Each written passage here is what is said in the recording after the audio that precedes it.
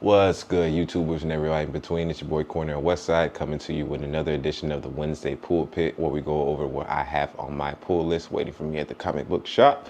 And we go over and look over now some of the things that I have on the list of things I've heard about in the zeitgeist about a couple books that might be good, stuff that I haven't really been reading, and stuff that I want to hop back into, and trade paperbacks that are coming out and whatnot that could help me catch up on a lot of other stuff. So technically, this is the first episode we'll be doing on YouTube. So welcome everybody from YouTube. I've been doing this on TikTok for the last month or so. So it's like, let's go ahead and stretch our legs and get into that little vertical content. I'm sorry, this is vertical, horizontal area. So I can actually talk a little bit longer, because verticals really give you time limit. I think you can only talk for like 3 minutes on IG, or they won't push to new audiences. Actually, shorts on YouTube is only 3 minutes. So whatever. I'm already talking too long. You can see how I can fill up that time really quick. But anyway, let's get into it. We're starting with what I have on the pull list on the top of the list. Let's go. All right, let's go ahead and start with the top of the list. And for everybody that's not reading comic books, hell, you just watching TV all day, everybody knows about Absolute Batman. I mean, Method Man himself shouted out on IG, talking about it in some interview. I don't know where. Actually, he was talking about it by just seeing. He says he ain't read no books, but he wants to read Absolute Batman in between takes and all that, you know, being on set and all that. But we all know who's writing this, good old Scott Snyder. I always mix him up between Blake Snyder, another writer, and then of course, Zack Snyder. But yes, Scott Snyder is on the keys for this one. And then we have Nick Dragata on the artist tip for this one, Frank Martin on the colors, Tom Napolitanto on the letters, and so on and so forth. And this one is going to be special because we get to see Absolute Scarecrow if you're caught up on everything. I won't say too much about this because this one's so popular that I feel like if you really want to read it, you'll just go ahead and look into it. Again, everybody knows about this one. The last issue was with Poison Ivy when they wrapped up that arc. And what's really cool about this series, I guess I'll say a bunch of stuff that's not spoilery, is that it's really, it dives into the old trope of what is Batman without money. And we're seeing now that Batman is still somebody. He's really becoming Batman, and this is what I would call like a year one arc. But what's cool about this is that they are actually showing how him becoming Batman is affecting all of the people around him. I think his close friends in circle are Killer Croc, Riddler, Two-Face, and Harvey Dent, and Riddler. I said Edward Nygma. Yeah, I think those are his close circle right now. And then Catwoman. Catwoman is obviously around as well, as far as like his circle. And then there are a couple events, I will say, very gruesome events that affect them all directly, which send them on their arc. We don't know exactly what will be happening with them, but some stuff is getting really, really dark with them. It's all affecting Bruce right now. I feel like that's really the beauty of this storyline. It's just showing, of course, him without money and him still adapting and creating all of this great gear, being an architect and being all of the things he adapted to become still Batman, but also, just showing like how it's been affecting everybody around him. And also, I love Alfred. Everybody loves a good Alfred. That's a good spy. I said too much probably already for the people who haven't been reading it. But if you haven't been reading it up to issue 19, I mean, come on, get into it. Absolute Universe has been hitting it hard, but Absolute Batman is definitely my favorite so far. I still gotta read Wonder Woman, and that's coming out next week, so I'm gonna catch up on that. So we'll see where I rank all of the Absolutes. I'll probably do a video on that soon, but yeah, Absolute Batman number 19. We see how I can talk very, very long about these books.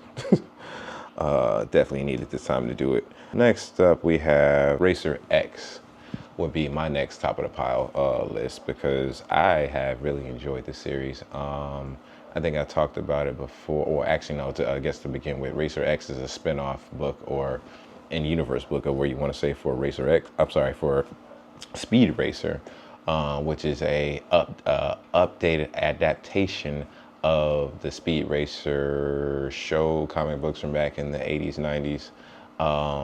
Long story short, yeah, I have the trade paperback that came out last week for Speed Racer, and I have Speed Racer number 7 that just came out last week. So I'll be catching up on that to get back in the universe, but I wanted to read this one in the meantime, and I'm not sad that I started reading this one first, because it's, without saying too much, actually, should I say that? Nah, I feel like that's too much. Let's just say that there's a racer with a connection to the main universe, a really good connection to the main universe. And he has become kind of the antagonist to the main universe. And it's his connection with the main character in the main universe that makes this so unique in the way that he's going against Speed Racer or whatever. I just said it. Obviously, it's Speed Racer comics, so he'd be going against him. But yeah, it was just it's a good story and how they do it. Also, I started reading Speed Racer because a friend of mine that just passed away not too long ago. It was his and his father who also not passed away not too long ago. After him, it was both of their favorite comic book, and we talked about it honestly. I'd never watched anything about Speed Racer. I actually laughed at him when he said it was his favorite book. But come 2026, look at me, I'm all into the universe. I even just read the High Noon. I forgot the one that just came out last week. I'll put the title here of the book that came out last week. But I've been reading that, and that was a great. I think it was like 2 or 3 stories, and then they were great as well. They've been kind of spoiling what is going to happen in the main universe. Then I'm reading these spin-offs, but nonetheless, I'm gonna hop in and it should be a good time. But again, Racer X #6. This one, again, seeing how I talk very much about these, but that's what happens when you're very passionate, you know about these books. But Racer X, written by Mark Russell, artist Nuno Platti. Yeah, we're gonna go with that. Yeah, and out by Mad Cave. Yeah, I'll see what's going on with this, and I'm hoping it's a good one. Next up, we got the almighty, the Lord herself, Storm, #3, Earth's Mightiest Mutant. And I'm hoping I get this variant cover by, I can't see who it's by. Does it say who it's by? I want this Ben Oliver Storm variant right here. I'll have it up here, hopefully. But this one is by, I'm sorry, I'm trying to get the writer's name, and he has been doing it for a while. I know how to say his name, but I do not want to butcher it right now. Mariwa Aduye, and artist Frandrika Mancine. But no, I've been going back and rereading all of the Storm solo comics, but this one has been cool. It's been kind of actually, let me see. I'm just going to read the description right here. To save Storm from the war above all, a mysterious entity abducts Aurora out of the multiverse completely. Storm must find her way back to Earth 616 by any means necessary. In the last book, it was going over her. It was really just her and Scarlet Witch going through, talking about magic, I would say, without giving too much. And it kind of just talked about the potential of Storm in the magic world. But it just talked about a lot of things that she needs to do in order to become the magic wielder that she can become. And Wanda was pretty much just like given to her, like, girl, you know you powerful. You know you can do. You know what you can do. You know what you can do. But you're not ready yet. You're not ready yet. And if you try, you will die. She told her that in all the last book, but so it was real cool. It was real cool. I liked it.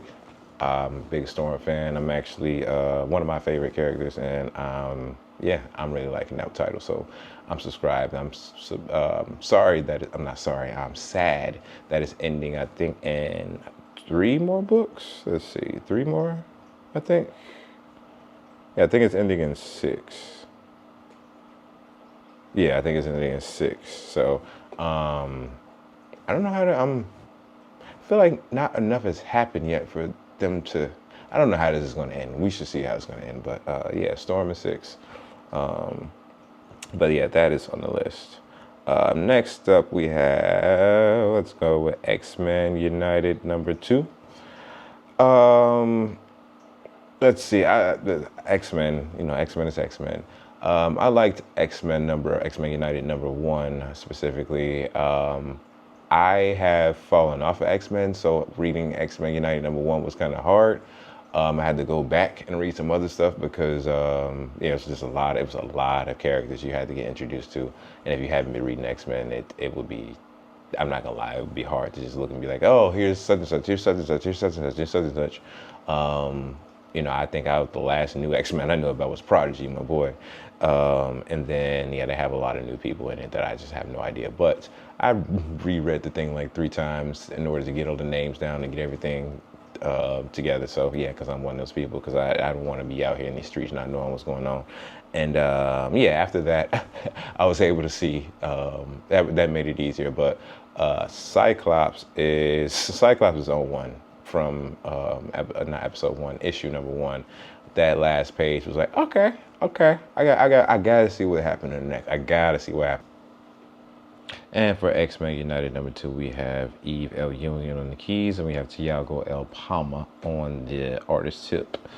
Been a cool artist team so far. I love all the art and everything about it, but yeah, can't wait to get into that one. Next up, we got Wonder Woman number 32, and if I can show this to the crowd. Got that Wonder Woman number 31 signed over by Tom King himself. Now I know some of y'all, you're hating on my man Tom King, but I'm here to want to say that I feel like you either like it or you don't like it, right? For some reason, I don't know why. I'm gonna say I've only read a few of his runs with a few of his characters, primarily Supergirl, World of Tomorrow, which also got signed over there in the background over there. That's one of my favorite comic books, I would have to say, period. That really tugged on heartstrings for me. I feel like he has really, really good ways of doing that. I know people have talked about his short story that was in the Superman Spider-Man book 2 with Lois Lane and Mary Jane and Lois Lane. I liked it. I felt like it was 2 women who were tied to the most popular comic book, pretty much the mascots of their respective companies or whatever, and they were, you know, where it was a damsel in distress talking to the more femme fatale. I don't know if that's the correct thing I'm thinking about, but more of the combatant, hardened woman character archetype. And they were just having a conversation while everything was going on. I think it was one of the better stories in there. The only real story I didn't like in that one kind of was Jimmy, but you know, that's a whole nother story. We're getting into it off topic, but again, Wonder Woman number 32, specifically for this book. This book is going into the matriarch. And if we look into the, I'm just going to read the description it has right here. It says, the Wonder Woman war continues. All hail the matriarch. After disastrous attempt at stopping the matriarch, she has risen more powerful than ever. Now it's up to Trinity, who finds herself alone with the allies, fall one by one to stop her childhood companion. Can the daughter of Wonder Woman finally live up to the name and the pressures that come with it? 2 very important characters got murked in the first issue pretty quick. It really didn't sting because honestly I read about 3 or 4 comic books that had those 2 characters in it that week, so it was just like, oh, they did here. Okay, they're laughing this one. But yeah, Wonder Woman is fighting along, I think I just said it, but Wonder Woman is fighting along the Trinity, so, and the fighting against the matriarch was supposed to be this big villain, so I was interested in just seeing this arc and what Tom King did with that one, so that's what we have next up there. And that's it for top of the, I'm sorry. We have Nightwing number 137. Writer on this one is Dan Waters, and honestly, I bought this one because of the artist. And if y'all know anything about me, I love Milestone, and Dennis Cowan is on the artist tip for this one right here. I was actually surprised, to be honest. I've never seen him do, I don't think I've ever seen him do anything outside Milestone. I'm not saying that he hasn't, but this is my first time seeing that. And then on a Nightwing comic book too. But then I actually enjoyed the first comic book, first issue that I read, which was the one before this one. This was 137, so that was 136. Great cover, by the way. And also good story. It was more so Nightwing is in Bloodhaven. I think he was riding around trying to decipher between New Titans. But yeah, I think in this one he was riding around in a taxi. It's a very ground level story.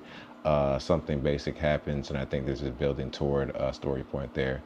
I have to remind myself what's happening because I keep thinking about New Titans because I just read that one from last week. Because actually going into it, that's the next one we have for this week. New Titans number 34. Where Dick Grayson in 33 was pretty much the main character. Coffee. Coffee. If you read that one, Coffee was don't drink coffee no more.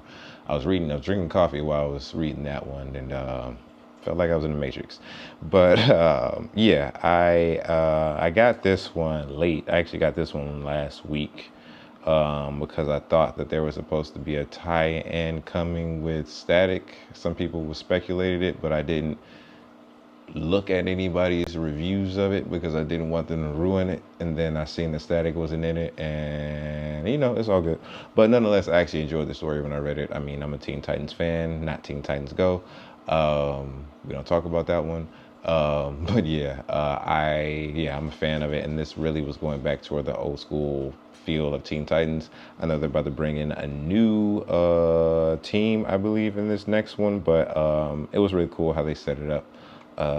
But yeah, I don't know how long I might be on this series, but I just know that I liked seeing the old Teen Titans, I hate alliteration, team. And we'll just see how long it goes. We'll see how long they get my money. I mean, it's only $3.99 right now, so it's on the lower end price of most of these comic books. By the way, if you are on, what is it, League of Geeks, Comic Geeks site, they put the price of everything that's on your pull list and everything, like the price of your collection and everything you spent over the years and times. It's depressing. Anyway, going on to that, I don't want to think about it too much as I'm talking about it. Next up, we have, let's see, we got through that one. I am going to say that Batwoman #2 is coming out as well, and this one is written by Greg Rucka, and we have just Danny on the artist tip. The first one, not too much happened. Batwoman, pretty much, the only thing I know about Batwoman is that she fights her sister. She fights her sister. I cannot think of her name right now. Blanking. I hate when you're on the camera and you can never think of the names that always pop up. Let's see if it's right here. No, of course it's not right here. Well, let's just read the description. It says, Batwoman engages the enemy, drawing Master Slade and his acolytes on the field, but can her father, Jacob Kane, return her before the streets of Peloton become a kill zone? I cannot think of her sister's name, whatever. But she's always, in the first episode, I keep saying episode. If I just say episode, I'm just going to keep going. Whatever, issue is what I mean. But yeah, she was fighting her sister. She was at not an insane asylum. She was at a therapist appointment. Some people will say that's the same thing. But anyway, she was at a therapist appointment going through some things that occurred. And it wasn't really clear, although I kind of just like the artistry that was going on here. And I just wanted to dive into Batwoman just because. So I'm gonna keep on with this one for a little bit. So coming up for Image Comics, we have Invincible Universe, Battle Beast #8. I have the trade paperback for 1 through 6 right now, and I have issue #7, and I'll be having issue #8 as of today. I have not read any of them. I'm saying this out loud, not to embarrassing myself, but I'm saying this because I wanted to go back. I just got onto this series when issue 7 came around. So now it's like, okay, let me buy issue 7, even though I haven't read 1 through 6. So then when I got issue 7, I was like, let me go back and get the trade for 1 through 6. And I just got that. And then it's a million other things I'm reading right now. And, Invincible's on, and I was like, hey, I should go back and read 1 through 20 because they say that is like the exact point where this story jumps in, and I'm like, I'm just that type of person. I think they call us completist, where I'm like, no, purist. Completist, where we have to read it the exact way it's supposed to be, even though I've already read Invincible 1 through 20 many times, not many times, but once before. My cat is going crazy over there. Once before. Yeah, but I have to do it. I have to read Invincible 1 through 20 again, and I have to go and do this. If it takes me more than another week, I'm just going to give up and go and then just read this all the way through. That'll take no time. But yes, Battle Beast #8. Obviously written by Robert Kirkman. I was about to say Robert Hickman, knowing it wasn't him. And Ryan Otley on the artist tip. Man, Ryan Otley is a good, cool man. I met him, by the way. Got my Invincible book #1 signed by him. Yeah, but I think that... Oh, no. Wait, no. And then we have, and this is more so something that I've been hearing around from people. But Fireborn #1, I know nothing about this universe as I'm reading this. I think that's why I was choking up, because I had nothing to riff off about.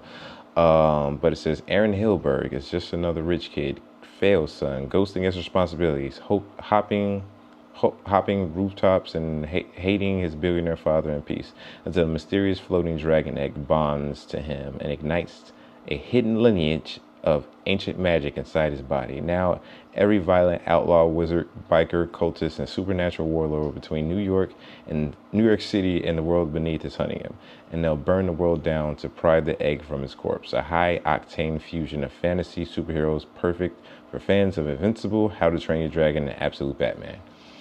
Okay, well, I like 2 of those series, so I think this might be a good fit for me. I've actually never watched How to Train a Dragon, so there's a chance that I might like that too. Who knows? Anyway, the writer of this is Kurt Pierce. Pierce, and it's co-written by Kurt Pierce and Franklin Jonas, and artist by Patrick Mulholland. Again, I know nothing about it. It's out by Image, so it should be good. I will let you know how it is soon. Sorry, I actually just left one off the list. I forgot. Superman Unlimited #12. I actually have not been reading the series either, but I've been reading all the series that have the Reign of the Superboy tie-in. There's a bunch of them. I know Cyborg Supergirl was one of them. I know Action Comics had a tie-in as well. And there's a bunch of other ones. I can't think of them all offhand right now. If you want to find out, they all have them in the corner section. It says Reign of Superboys. But in this one, it says that the Reign, Tomorrow Man has a shocking surprise for Lois Lane. His name is John Kent. He's just a little boy. The Reign of Superboy continues, and possibly the Reign of Super Monkey.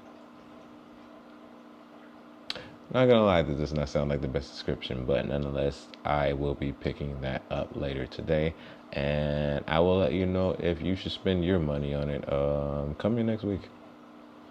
With that, I think that concludes everything on the actual list that I will be picking up. So I actually mixed in a lot of the speculation things and some of the things I actually have on my pull list, but nonetheless, we discussed everything. Now we'll just be looking into some of the trade paperbacks that be coming out this week. All right, first up in the trade paperbacks for DC, we have Batman Sword of Azrael, the deluxe hardcover edition. This one written by Dennis O'Neil, and the artist, it does not say who the artist is, but written by Dennis O'Neil. Now this one is, I forget where it falls into, but it talks. I guess it would be a prequel because Azrael was Batman in Nightfall book. But yeah, this one talks about pretty much goes over that story about how what happened between Batman and how Azrael was able to take over for him as Batman for a bit in that storyline. So I think this is the first time they actually have it like all together in one group of books. So even if you don't have Nightfall, you might want to grab this to be that's a good companion edition along with that one. Next up, we have All-Star Superman, the deluxe hardcover edition. I'm going to be grabbing this one. I read All-Star Superman in the compendium edition. It's good, but I'm not compendium, in the DC compact edition. Very small book, but they're very good for on the go. And when you want to just, they're good to go. And when you want to read in places that are mobile, when you're not reading on your phone or something like that, I prefer to turn pages than to read them in mobile environments. But yes, that will be coming out this week as well. Grant Morrison was the writer on that one, along with Jamie Grant on the artist and colorist. This is probably my favorite book featuring All-Star Superman. I feel like you can't read Superman without reading All-Star Superman. I feel like that is like the peak of what Superman character is, happy. That's actually why the Absolute universe was a little slow for me, because honestly, I'm like, when a all-powerful alien is unhappy, I'm scared of that. I'm sorry. I'm one of those people who I'm like, I'm not a Zack Snyder, bro. I don't want my Superman to be depressed. Because that means a lot of bad things can happen. Then next up we have the Flash Road to Rebirth Omniverse hardcover.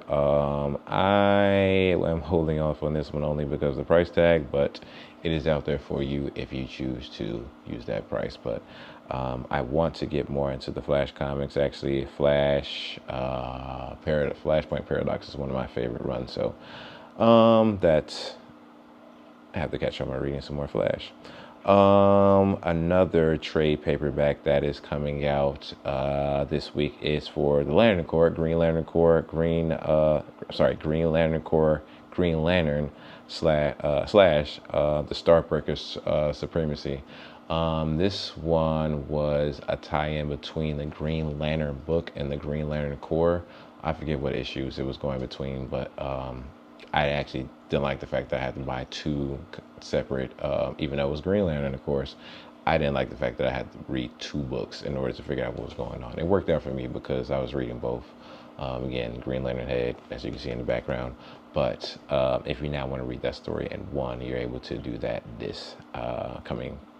today. All right, everybody, that wraps up another episode of the Wednesday Pullpit. Please go out there and visit your LCSs and tell your people that I sent you there when you pick up your new comic books. Tell them you got all your recommendations from me. And please like and subscribe to this channel. Yeah, that was all. I needed all that to do that, to get you to do that. Please, no, for real. If you want to see more content like this, please like and subscribe. And I can't wait to see y'all next week. Peace.